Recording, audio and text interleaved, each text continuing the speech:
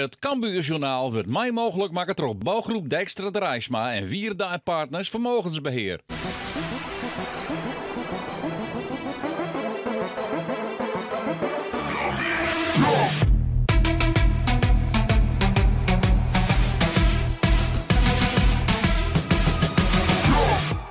Welkom bij het Cambuurjournaal. Na een week waarin de concurrentie FC Volendam punten verspielt, maakt het Cambuur hem op voor de uitwedstrijd in Almere City. Zo'n is Cambuur geert aardig naar die wedstrijd ta, ont een moment op de training. In de laatste minuten rekt een van de betere spelers, Robin Moulin, zwier blessure. Ja, zonde. De eerste bal, Kelly van der Kaap blokt hem. En hij gaat op Kelly aan zijn voet staan en zijn enkel klapdubbel. Dus dat is echt zonde, want Robin is op dit moment fantastisch. In de week zei het al, dat is hem de beste speler van Jim op dat moment vond. Hoe groot is dan het gemis? Want dat hij morgen het spelen kent is wel duidelijk, lijkt het me. Ja, maar ik had het vorige week gezegd dat ik hem echt goed vind. Maar ik bewijs met mijn hele team. Hè. Maar deze jongen had extra kwaliteiten. Maar ja, nu moet we een oor. Hè. En, alleen ik had er naar die zo night denken gekend, want het is krijg gebeurd. Hè. Dus ik moet zo even beneden zien wat er gebeuren gaat. Nou, dan komt er weer een oor te staan. We hebben verschillende mogelijkheden. En de ziekenboeg die zie het al behoorlijk vol, want op het middenveld kan ook Jamie Jacobs net spelen. En datzelfde geldt voor Stanley Akkoy. Dus dit zien hoe dat in een aanval Isaac Calon weer komt. Hij zit weer bij de selectie. Een speler die echt lang blessurewest had is Giovanni Korte. 4 een hele mannen om krijg te wijzen. En verliezen weken maakte hij voor het eerst weer minuten. Ja, dat was heel fijn. Echt, daar heb ik voor gerevalideerd natuurlijk. Het was een lange revalidatie uiteindelijk. 4,5 maand. En ik ben echt super blij dat ik er weer bij ben. Hoe is het geweest die 4,5 maand? Want dan ben je natuurlijk net nieuw bij een club in de zomer. Je speelt een aantal wedstrijden en dan eigenlijk lig je er direct zo lang uit. Ja, klopt ja. Ja, ik heb de eerste 5, 6 wedstrijden gespeeld inderdaad. Ook eerlijk gezegd niet echt mijn niveau gehaald van wat ik kan. En er was een beetje pech natuurlijk dat ik gewoon geblesseerd raak. Ik kan er niks aan doen. En ik had snel de knop weer omgezet om sterker terug te komen. En het gaat heel goed, dus we zijn op de goede weg nu. Korte die zit in Almere City op de bank. En datzelfde geldt voor Milan van Ewijk, de verdediger die het in de winterstop oerkwam van ADO Den Haag. Hij zit dus weer op de bank en dat betekent dat Doke Smit weer speelt. Waarom? Dat leidt Henk de Jong uit. Nou, dat is heel duidelijk. Milan had zelf eens aangegeven dat er de oren manier van trainen en ik wil net zeggen wat beter, maar gewoon de oren manier van trainen en voetballen en wedstrijden spelen. Ja, daar had wel een best beslag op lijn dat er fysiek daar wat les van had. En het is terecht dat die jongen dat aanhoudt. Die komt van Excelsior Maasluis, speelt Eredivisie, dus van 3 keer naar 7 keer trainen. En nu verneemt er dat er eigenlijk wat op zijn top heen is qua belasting. En als we nu terug in, dan krijgt die jongen een hamstringblessure of wat dan ook. Dus in overleg met hemzelf hebben we besloten om hem vanuit de bank starten te laten. Toch nog een chinvaller van Cambuur, want op het laatste moment in de warming-up maakt Mitchell Paulussen blessure oorjekje. Dat betekent dat Giovanni Korte dochs in de basis staat. Je shirt Korte dat de eerste kans van Michael Breij is. Het schot van Oostorn. Die het krijgt jonkende goal van Almere City. De Leeuwters binnen beter in het eerste jaloeren van de wedstrijd. En krijgen er kansen. Hier Giacinho Antonia, die mat hem natuurlijk meidje. Sam Rutte kans van leeg goal. Maar het is net bestegen aan Antonia. Hij profiteert net van de blunder van Almere City keeper Joshua Smits. Ja, Sambal mat het toch echt in. Cambuur hier op 1-0 komen matten. Even later kan dat alsnog. Als de bal voor de voeten komt van Giovanni Korte. Die helpt uit en dat schot dat gaat maar krijgt jonken.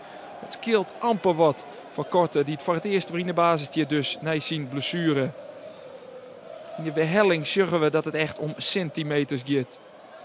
De eerste kans voor Almere City komt op slag van Rest. Dit is Faris Hamouti met het schot. Maar wat een geweldige verdediging in de actie van David Zambisa. Hij voorkomt dat Hamouti zijn schot op een goal komt. En daardoor staat het nog altijd 0-0.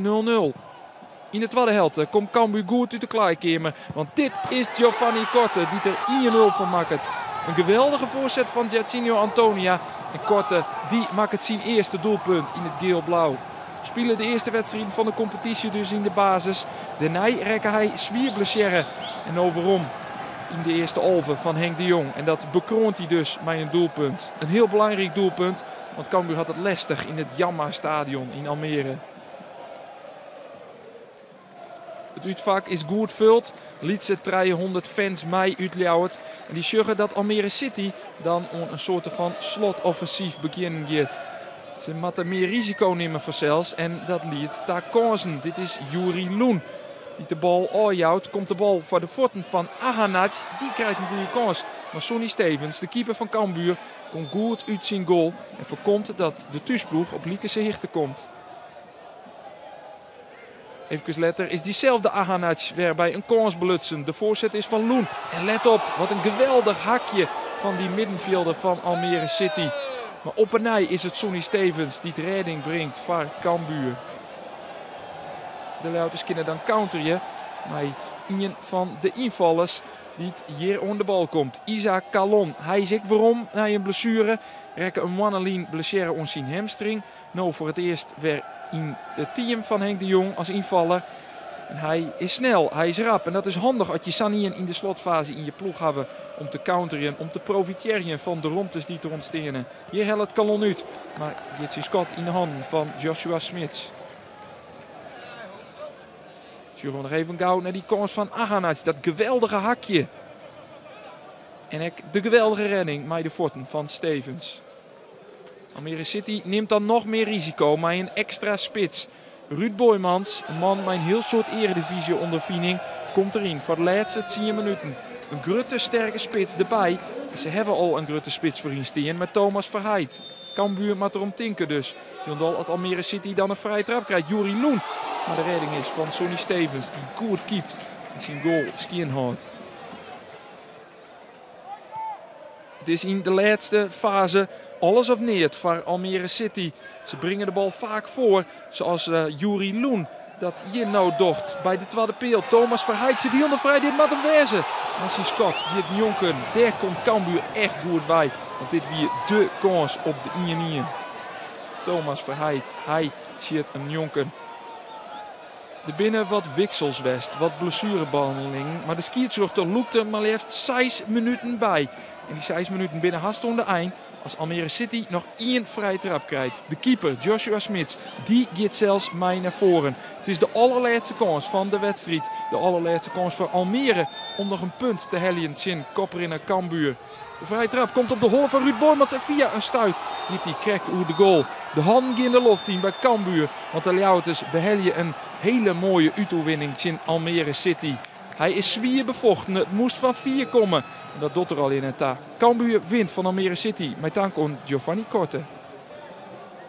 Op een gegeven moment, de laatste 20 minuten was echt vooral fysiek. We brachten een paar fysieke gasten naar binnen. En op een gegeven moment werd het niet echt voetballen meer en was lange ballen. En het was zwaar bevochten, maar wel heel lekker. Ja, we dan over de streep trekken, onvoorstelbaar mooi, onvoorstelbaar. Maar het fysieke van hun, koers je net op voetbal. Het veld is zo slecht, dat is ook net in het voordeel van Almere. Die kan al die lange kerels, dus die kunnen al die lange ballen inpompen, maar voor u is dat lastig. Maar wij konden ook net voetbal. Dus er weer net de voetbal. En dan hebben we dit op karakter gewoon in. En dat is gewoon boppenslag, hè? Ja, dat is onbeschrijfelijk eigenlijk. Hier doe je het voor, weet je. En wat ik zeg, ik ben hartstikke blij om het team te helpen. En daar ben ik hier voor. En ik ben heel blij. Ik snap dat je het team helpt, en natuurlijk, maar wat betekent dit individueel voor jou? Ja, dat ik hier keihard voor gewerkt heb, zeker weten. Met de fysio's, met iedereen die met mij te maken heeft. En een goaltje en 3 punten, wat ik zeg, dat is het allerbelangrijkste. Ten eerste, gunst het hem van harte, maar het is in de groep een geweldige jongen. De spelers zijn stapel gek met hem. Hij is een gangmaker. En ik hoop nooit de druk die er op zelf opleidt wat van hem afvalt. Want dat mandje kan volle meer dan dat het dat nota buiten ligt. De supporters die erkennen dat het een belangrijke overwinning is. Want nachts staan er zo'n 150 supporters op het Cambuurplein om de bus binnen te heljen. En op de ranglijst docht Cambuur goede zaken. Het wint, het komt op zo'n 50 punten. En het short dat FC Volendam, een directe concurrent, punten verspielt. Daardoor is de voorsprong op Volendam 6 punten. Daartussenin zit nog de Graafschap met 4 punten minder als Cambuur.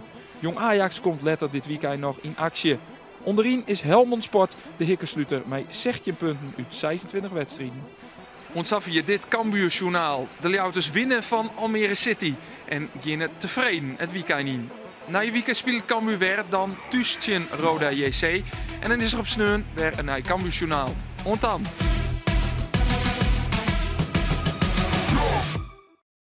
Het Cambuurjournaal waard mij mogelijk maken door bouwgroep Dijkstra de Rijsma en Wierda en Partners Vermogensbeheer.